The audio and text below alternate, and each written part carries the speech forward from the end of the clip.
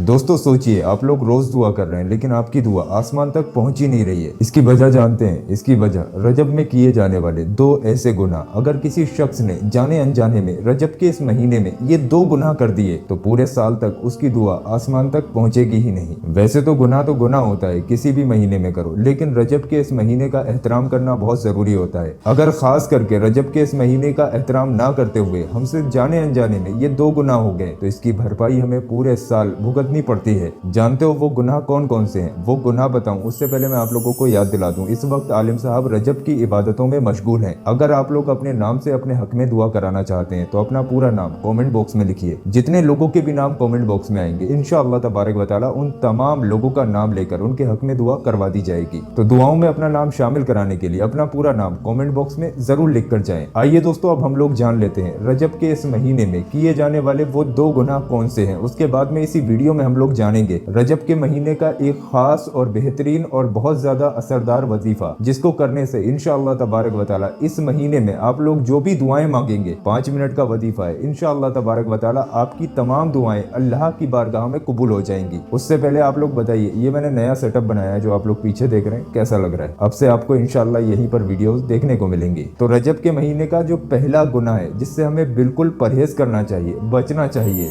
वो है जुबान का गुनाह, यानी कि चुगली और बदजुबानी से बचना इस महीने में हमारे लिए बहुत ज्यादा जरूरी है। ये तो हम तमाम लोग जानते हैं रजब अल्लाह तबारक व तआला का मुकद्दस महीना है, लेकिन हम ये नहीं जानते हैं कि इस महीने में सबसे ज्यादा दुआओं को रोकने वाला गुनाह हमारी जुबान का गुनाह है। चुगली, किसी की बुराई, ताने या फिर गालियां वगैरह, इसे हम लोग मामूली समझते हैं, लेकिन अगर जाने अनजाने में हमने रजब के इस महीने में ये गलती कर दी, किसी को गाली दे दी, किसी का दिल दुखा दिया, चुगली कर ली, तो ये गुनाह हमारे पूरे साल की दुआओं को जमीन और आसमान के बीच में रोक देता है। इस हदीस का मतलब है जो अपने भाई की इज्जत खा गया उसकी दुआओं को रोक दिया जाता है। तो ये पहला गुनाह हो गया, हमें अपनी जुबान की हिफाजत करना बहुत ज्यादा जरूरी है। नंबर 2, नमाज की लापरवाही। सबसे बड़ा नुकसान हमारे लिए यही है कि हम लोग नमाज में लापरवाही करते हैं। नमाज छोड़कर दुआ मांगना ऐसा है जैसे दरवाजे को बंद करके आवाज लगाना। अल्लाह तबारक व तआला कुरान पाक में इरशाद फरमाता है, पहले मेरा हक अदा करो, उसके बाद अपने मसलों को सामने रखो। हमेशा याद रखो, जिसकी नमाज अधूरी उसकी दुआ भी अधूरी ही रह जाती है। वैसे तो बहुत सारे गुनाह आते हैं लेकिन सबसे ज्यादा जरूरी यही गुनाह है। लेकिन तीसरा गुनाह मैं आपको और बता दूं जिससे हमें परहेज करना चाहिए, खास करके रजब के महीने में। नंबर 3, हराम कमाई। दुआ का सबसे बड़ा दुश्मन अगर कोई चीज है तो वो है हमारी की हुई हराम कमाइयां। रजब हो या रमजान हो,